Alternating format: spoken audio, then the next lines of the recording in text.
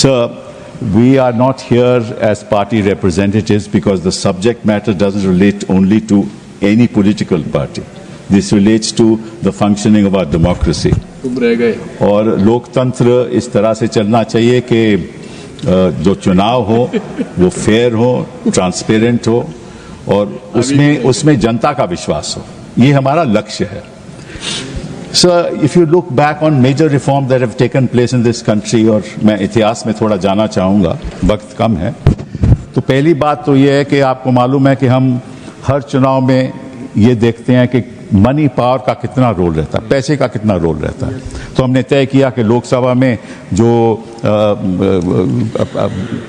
Candidate होगा वो 94 लाख खर्च, उससे ज़्यादा नहीं कर सकता, और असेंबली में 40 लाख. अब हम जानते हैं, आप जानते हो, सभी लोग जानते हैं कि क्या इसका पालन होता है?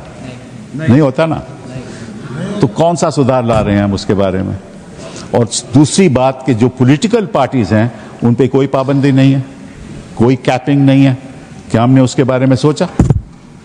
पॉलिटिकल पार्टी जितना मर्जी खर्च कर रहे हैं, और मतलब कि जो पैसा बह रहा होता है तो हम देखते हैं किस तरह से बह रहा है.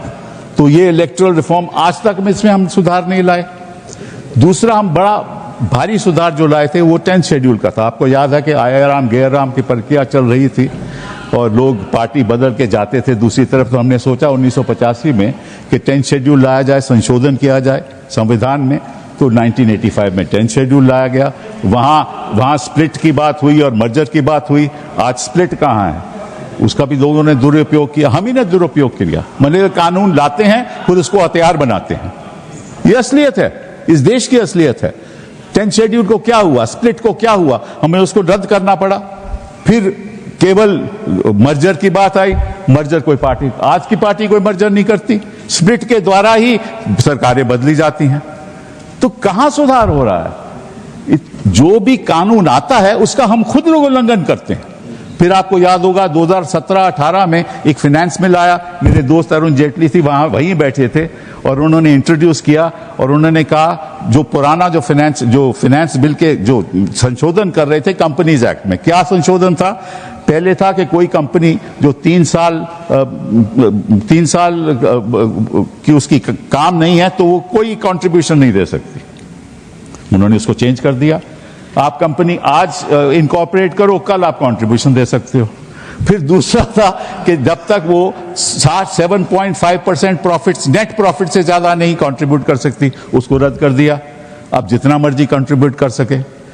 तो मतलब कि आप सुधार तो लाते हैं लेकिन उसी का दुरुपयोग करते हैं. फिर साथ में ये भी हुआ कि उसका नतीजा ये हुआ कि 6,000 करोड़ एक पार्टी को चले गया. एक ही पार्टी को 6,000 करोड़ मिला. नहीं तो एक minute, just I am not saying anything. I am not saying anything, sir. I am just trying to. I am not.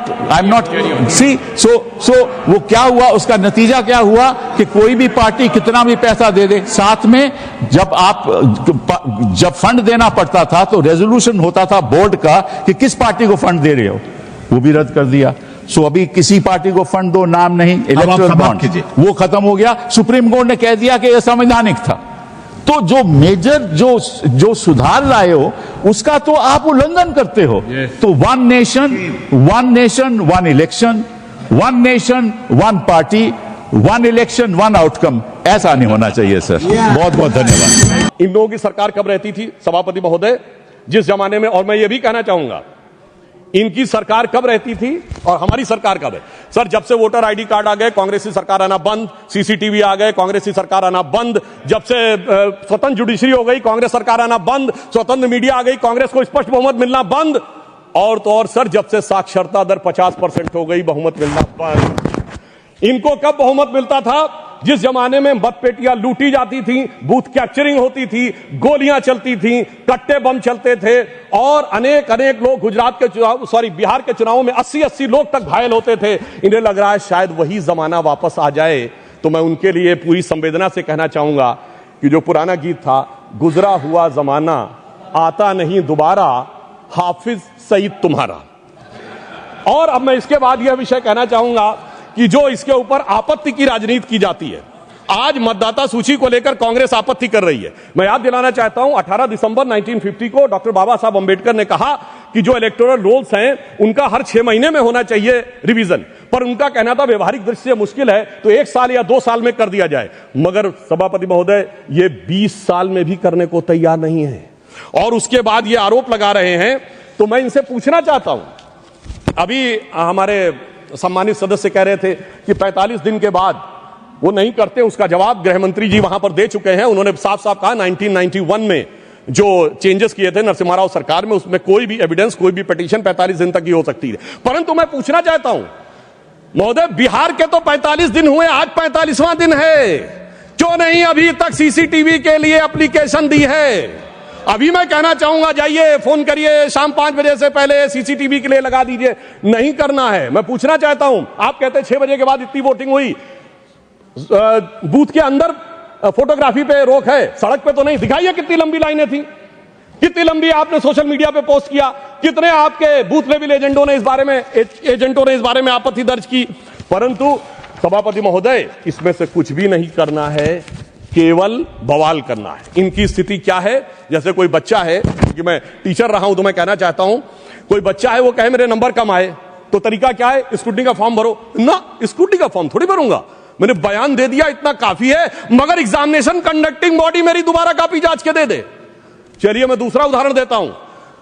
Cricket का मैच हो रहा है और टीम को लगा कि बैट्समैन आउट था, अंपायर ने नॉट आउट दिया, तो क्या है?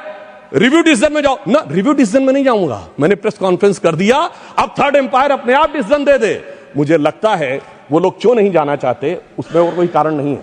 अभी तक लोकतंत्र को वो समझ नहीं पाए हैं कि एक चाय वाले ने आकर जो स्थान ग्रहण कर लिया है, तो जो साहिब आलम थे, जो फर्जंद अंजुमन थे, जो वली अहद सल्तनत थे, जो मानते थे राज करना उनका जन्मसिद्ध अधिकार है, वो इन चीजों के ऊपर अभी तक तय नहीं कर पाए। अब मैं दूसरी बात बताना चाहता हूं सर, बड़ी विचित्र बात है, एक बार कांग्रेस पार्टी के बड़े नेता विदेश जाते हैं, फिर आके एक सो कॉल्ड हाइड्रोजन बम फोड़ते हैं, फिर लौट के जाते हैं दूसरा बम फोड़ते हैं। पर मुझे आश्चर्य लगता है सर, कर्नाटक के मुद्दे पे प्रेस कॉन्फ्रेंस होती है और वो दिल्ली में होती है।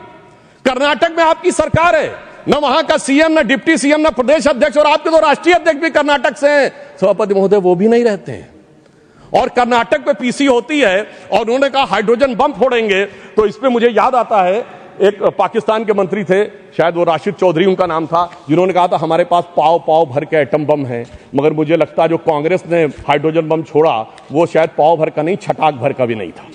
और वैसे मैं ये भी बता देना चाहता हूं, आप जब सरकार में थे तब भी बम नहीं छोड़ पाए थे। 1974 का परमाणु विस्फोट बम के लिए नहीं हुआ था। सरकार का ऑफिशियल बयान था कि ये केवल शांतिपूर्ण कार्यों के लिए हुआ है। ऑन द कॉन्ट्रेरी 11 और 13 मई 1998 को अटल जी की सरकार ने जब किया तो भारत ने कहा था we are the nuclear state. तो हाइड्रोजन बम सरकार में भी हम ही ने बनाया था और आप न विपक्ष में कर पा रहे हैं न सत्ता पक्ष में रह के कर पा रहे थे। अब मैं दूसरी बात कहना चाहता हूं, जो वोट चोरी की बात बहुत होती है, तो मैं याद दिलाना चाहता हूं बिहार का चुनाव संपन्न हुआ है। कोई कहे चोरी हो गई तो उसके पास कुछ होना चाहिए सामान जिसकी चोरी हो गई। तो मैं आंकड़ा रखना चाहता हूं सदन के सामने, विगत 35 सालों से किस ढंग से कांग्रेस का वोट घट रहा है। 1990 में 71 सीटें जीती, 24% वोट, 103 पे जमानत जब्त। 1995 29 सीटें जीती, 16% वोट, 167 पे जमानत जब्त। सन 2000 में 23 सीटें जीती, 11% वोट, 231 पे जमानत जब्त। 2005 में पूरी सीटें लड़े नहीं, कुल लड़े 58, जिसमें जीते 9, 6% वोट। और 2010 में सर 4 सीटें जीते, 6% वोट पाया, 216 पे जमानत जब्त। भाई साहब मैं पूछना चाहता हूं आपके पास था क्या जो चोरी हो गया? इसीलिए मुझे एक चीज याद आती है, जो हमारे ग्रामीण क्षेत्रों में एक कहावत है कि जब वो चोरी की गुहार लगाते हैं तो फटक चंद गिरधारी, ना लुटिया ना थारी, और चौराहे पे चीख रहे हैं चोरी हो गई हमारी।